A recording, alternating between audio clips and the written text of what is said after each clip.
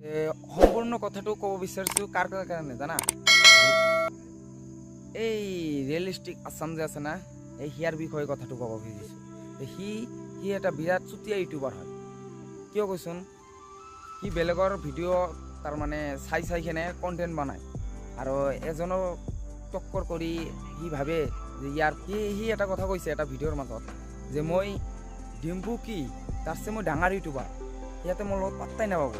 মই ইয়াৰ কথাটো শুনি কেনে মোৰ নিজৰে বেয়া লাগি আছে কিয় কৈছোন ই চালা সিদিনাৰ ইউটিউবাৰ হয় সি ডিম্পুৰ লগত টক্কৰ দিবা গেছে ডিম্পুক চিনি পায় নেকি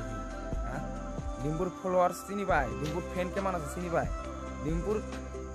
তাৰমানে সৰু এটা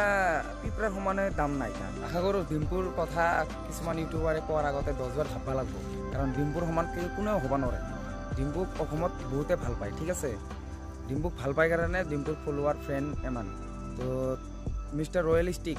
তোৰ কাম নহ'ব তই এনে সাৰা জীৱন এনেকৈ বকি দিন যাব ঠিক আছে ডিম্পুক 10 মিনিট কৰি সময় দিবা নোৱাৰে ইয়াৰ ফ্ৰেণ্ড ফলোৱাৰক ঠিক আছে আৰু তই কৈছা যে ডিম্পুৰ চে মই ডাঙৰ ইউটিউবাৰ হা তুই জানা নেকি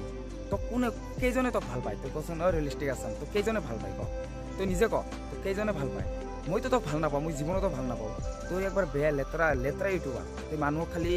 ইউজ কৰবা খোজা ঠিক আছে কিন্তু তই অলপ ভাগৰো ভাল লাগিল কথাটো শুনি কেনে